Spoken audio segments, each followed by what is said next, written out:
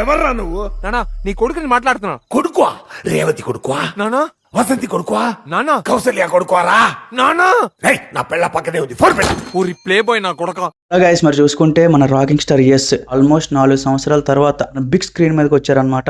ఎలా ఉంది ఏంటి? మోస్ట్లీ దీనికి చాలా మంది ఎక్స్పెక్ట్ చేయింది ఏంటి అంటే లేడీ డైరెక్టర్ తో సినిమా తీస్తారా చెప్పి ఎవరు ఎక్స్పెక్ట్ చేయలేదు. అది కూడా చీఫ్ లాంటి ఒక మ్యాగ్నమ్ ఓపస్ ఫిలిం తర్వాత ఎవరు తీశారు, మరి ఎలా ఉంది ఏంటి? థర్డ్ స్పాయిలర్స్ మాట్లాడదాం. మన ఇరుముడి రివ్యూలో కొన్ని స్పాయిలర్స్ పెట్టానని చెప్పి భారీగా అంటే మామూలుగా కాదు గట్టిగా వేసుకున్నారు.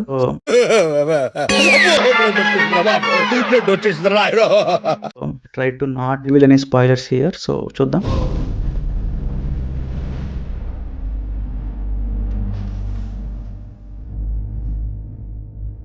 అయితే ఓవరాల్ గా సినిమా ఎలా ఉంది అంటే ఫస్ట్ పాయింట్ చెప్పేస్తున్నాను, ఇలాంటి ఎక్స్పెక్టేషన్స్ లేకుండా ఇది ఒక రెగ్యులర్ సినిమా లేకపోతే ఏదో జనరల్ సినిమా అని వెళ్ళండి, ఖచ్చితంగా మీకు నచ్చుతుంది. ఎందుకంటే మెయిన్ ఈ సినిమాలో పాజిటివ్ పాయింట్స్ కానీ నెగిటివ్ పాయింట్స్ ఇవన్నీ మాట్లాడే ముందు ఒకటైతే మాట్లాడాలి. ఈ సినిమాకి అన్ని ఉన్నాయి గైస్, బడ్జెట్ ఉంది, హైప్ ఉంది, మార్కెట్ ఉంది, ఒక పాన్ ఇండియా హీరో ఉన్నాడు, అన్ని ఉన్నాయి. ఇక్కడ లేనిది ఏంటి అంటే ఒక కోర్ కాన్సెప్ట్. యూజువల్ గా ఇది తిరిగేది ఎక్కడ ఒక తండ్రి కొడుకుల మధ్య జరిగే ఒక చిన్న వార్ టైప్, ఒక యుద్ధం టైప్.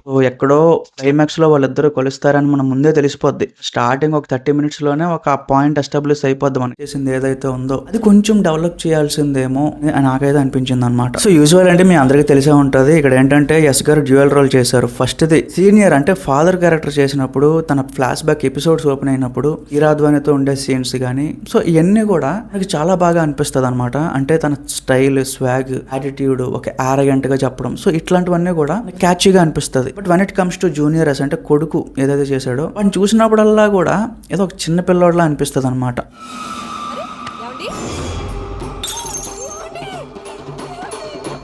అంటే మేబీ తనకి ఆ బియర్డ్ అంతా కూడా రిమూవ్ చేసేయడం ఇవన్నీ చేయడం వల్ల ఏమో మరి తెలియదు, కానీ కొడుకు క్యారెక్టర్ ఎవరైతే చేశారో ఐఎస్ నాకు అంతగా అది తీసుకోలేకపోయాను, ఆ క్యారెక్టర్ని అంతగా ఇన్వాల్వ్ అవ్వలేకపోయాను.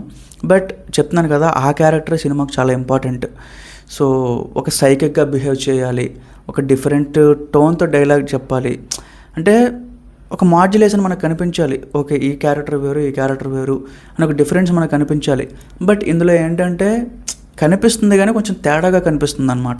స్టోరీ అయితే కొంచెం సింపుల్గానే ఉంటుందని మన పాత సినిమాల్లో చూసిన స్టోరీ ఉంటుంది. ఇది చాలా సినిమాలో మనం చూస్తామండి, వాళ్ళు వేసే ప్లాన్స్ కానీ, సో ఒక క్యారెక్టర్ని యూజ్ చేసుకుని మరో క్యారెక్టర్ని ఎలా దెబ్బకూడదాం, సో ఇట్లాంటివన్నీ కూడా మనం చూస్తాం. సో డ్రామా విషయంలో మనకి ఎలాంటి కొత్తదనం కనిపించదు. బట్ విజువల్స్ అంటే ఏం విజువల్స్ చూపించారంటే అసలు నిజంగా చాలా గ్రాండ్గా ఉంది. బడ్జెట్ మరి కేవిఎన్ ప్రొడక్షన్స్ వాళ్ళు ఎంత బడ్జెట్ పెట్టారో తెలియదు, కానీ ప్రతి ఫ్రేమ్ ఎక్కడ కూడా గ్రీన్ స్క్రీన్ పెట్టేసి లేకపోతే ఏదో ట్రై చేస్తారు, లేకపోతే ఏదో పెంట చేస్తారు, అలా ఏమీ లేదు. అసలు ఎంత బాగా యూటిలైజ్ చేశారంటే నాకు తెలిసి రెమ్యూనరేషన్స్ ఇవన్నీ సెకండరీ, బట్ మూవీ ఇంపార్టెంట్ అనే విషయంలో తీసినట్టు అనిపించింది నాకైతే. So I have spoiler here. ఇక్కడ ఏంటి అంటే మెయిన్ మీరు అనుకున్నట్టు రుక్మిణి వసంత్, సారాతు సుతారి అని చెప్పి ఇంకో హీరోయిన్, సో ఇట్లా వేరే హీరోయిన్లు ఉన్నారు. వాళ్ళు ఎవరో కాదండి, వన్ అండ్ ఓన్లీ హీరోయిన్ కీరా అద్వాని, అంతే. ఆవిడ చుట్టూనే సినిమా తిరుగుతుంది. సో సీక్వెన్స్ ఓపెన్ అవ్వడమే, స్టార్టింగ్ ఓపెన్ అవ్వడమే ఆవిడతో ఓపెన్ అవుతుంది. ఆవిడే మెయిన్ అనమాట సినిమాకి, ఆవిడే మెయిన్ రూట్. సో యశ్ గారు తనకి మధ్య వచ్చే ఒక చిన్న డిఫరెన్స్ వల్ల సినిమా మొత్తం కూడా 3.5 గంటలు కూడా ట్రావెల్ అవుతుంది మనకి. ఈ సినిమాలో నాకు నచ్చిన మెయిన్ పాయింట్ ఏంటి అంటే, ఇప్పుడు మన తెలుగు సినిమాల్లో చూసుకుంటే పవన్ కళ్యాణ్ కానీ, ఎన్టీఆర్ కానీ, అల్లు అర్జున్ కానీ, ఎవరైనా ఏ స్టార్ హీరోయిన్ తీసుకోండి, ఏ సినిమాలో కూడా ఒక ఆడపిల్ల ఒక ఉమెన్ ఒక తప్పు చేస్తున్నట్టు చూపించరు. సో తప్పు చేస్తున్నట్టు చూపించరు, వాళ్ళని చంపడం కానీ, కొట్టడం కానీ, లేకపోతే వాళ్ళ మీద ఏదైనా జరిగితే వెంటనే వెళ్ళిపోయి రివెంజ్ తీసుకుని అది ఇది చేసేస్తారు మన వాళ్ళు. అట్లా ఉంటే మన స్టోరీలు నెగిటివ్గా చెప్పట్లేదు, బట్ ఆ ఫార్మాట్ మారాలి అని చెప్తున్నా. ఈ టాక్సిక్ సినిమాలో ఏంటంటే ఆ ఫార్మాట్ మారింది. అక్కడ చేస్తున్న తప్పు ఒక ఉమెన్ అయితే ఖచ్చితంగా వెళ్ళాలి, ఆవిడని కూడా శిక్షించాలి అనే ఒక టైప్ ఆఫ్ ఒక కొత్త ప్లాట్ని అయితే ఓపెన్ చేయడం జరిగింది. నాకు చాలా బాగా నచ్చింది. ఉమెన్ దండం పెడదాం, గౌరవిద్దాం అవేమీ ఉండవు, ఎవరైనా ఒకటే, మెన్ అయినా ఒకటే, ఉమెన్ అయినా ఒకటే, బోత్ ఆర్ ఈక్వల్ అని చెప్పి చాలా మంచి ప్లాట్ అయితే ఓపెన్ చేశారనమాట. పర్సనల్గా నేను రుక్మిణి వసంత్కి చాలా పెద్ద ఫ్యాన్ అండి, అంటే నాకు చాలా ఇష్టం.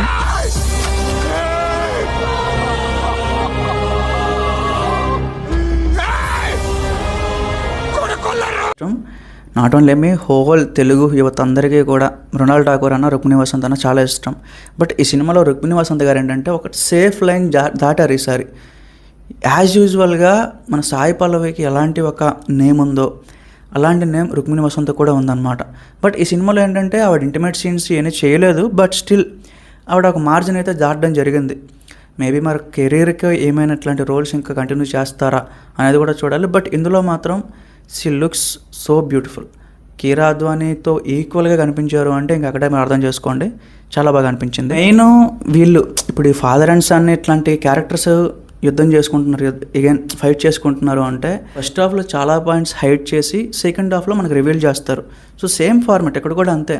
ఫస్ట్ హాఫ్లో చాలా క్వశ్చన్స్ అన్నీ మనకు వదిలేసి సో ఇంటర్వెల్ ప్లాట్ అక్కడ వచ్చే వరకు కూడా ఇవన్నీ ఎందుకు ఇలా బిహేవ్ చేస్తున్నారు ఈ క్యారెక్టర్, ఎందుకు ఉంది ఇట్లా, ఏంటి అని చెప్పి మనకు ఆ క్వశ్చన్ మార్క్తోనే ఉంటుంది అనమాట. సెకండ్ హాఫ్లో ఆ ఫ్లాష్ బ్యాక్ ఎప్పుడైతే ఓపెన్ అయిందో సో అక్కడి నుంచి కూడా మనకు ఆన్సర్స్ అన్నీ కూడా రివీల్ చేస్తా. మెయిన్ ఏంటంటే ఒకటేనంటే రీజన్ మిస్అండర్స్టాండింగ్. ఆ మిస్అండర్స్టాండింగ్ లేకపోతే ఇంకంతా ఓకే. సో ఫైనల్గా వచ్చేపాటికి ఇదే మనకు ముగిస్తారు ఇలాంటి సినిమాల్లో. సో అదే ఇక్కడ కూడా రెగ్యులర్గా అదే జరిగింది. బట్ ఓవరాల్గా కోర్ కాన్సెప్ట్ అయితే నాకు నచ్చింది, విజువల్స్ పరంగా నచ్చింది, బీజిఎం పరంగా నచ్చింది. ఎస్ గారు కొడుకు క్యారెక్టర్ నాకు అసలు నచ్చలేదు, బట్ ఫాదర్ క్యారెక్టర్ అయితే చాలా మెచ్యూర్గా చేశారు. కీరా అద్వానీ రోల్ కూడా బాగుంది, మ్యూజిక్ విషయంలో కానీ అన్నిటి విషయంలో కూడా చాలా బాగా అనిపించింది. మైనస్లు ఉన్నాయంటే డ్యూరేషన్ బిగ్గెస్ట్ మైనస్ అండి. సో దాంతో పాటుగా ఎక్కువగా లవ్ సీన్స్ పెట్టడం జరిగిందండి. ఒక అమ్మాయి కనిపించింది అంటే మన ఎస్ బై రెడీ అయిపోతాడు అనమాట.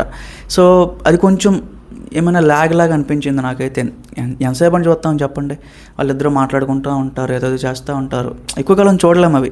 సో అట్లాగా అక్కడ కూడా మీకు మరి బోర్ అనిపిస్తుంది, అదొక నెగిటివ్ అనమాట. నెక్స్ట్ ఫైట్ సీన్ అండి, విఎఫ్ఎక్స్ ఇంకొంచెం బాగా హ్యాండిల్ చేసి ఉంటే బాగుండేది అనిపించింది. ఎందుకంటే వార్ 2 సినిమా మీరు చూసుంటే, వార్ 2 ఆర్ వార్ 1 ఏదైనా సరే చూసుంటే మంచుకొండల్లో కరెక్ట్గా వాళ్ళ ఫైట్ సీక్వెన్స్ అయితే ప్లాన్ చేస్తారు. బట్ ఫెయిల్ అయిపోయింది, కంప్లీట్ గ్రీన్ స్క్రీన్ తెలిసిపోద్ది. ఎక్కడ కూడా అలానే ఉంటుంది. సినిమా అంతా బాగా హ్యాండిల్ చేశారు. లాస్ట్ పర్సన్ వచ్చేపాటికి ఒక 20 మినిట్స్ వరకు అది సరిగ్గా హ్యాండిల్ చేయలేకపోయారు. అదేంటంటే మైనస్ అనే అనిపించింది నాకైతే. సో ఇంకొంచెం బెటర్ చేయాల్సిందేమో. సో చెప్తున్నాను కదండి, ఓవరాల్గా అయితే బాగుంది, మీరు వెళ్ళండి, ఖచ్చితంగా మీరు డిసప్పాయింట్ అయితే అవ్వరు. ఇలాంటి ఫిలిమ్స్ చాలా రేర్ రావడం, అంటే in the aspect of visuals, in the aspect of కొన్ని ప్లాట్స్ ఓపెన్ అవ్వడం.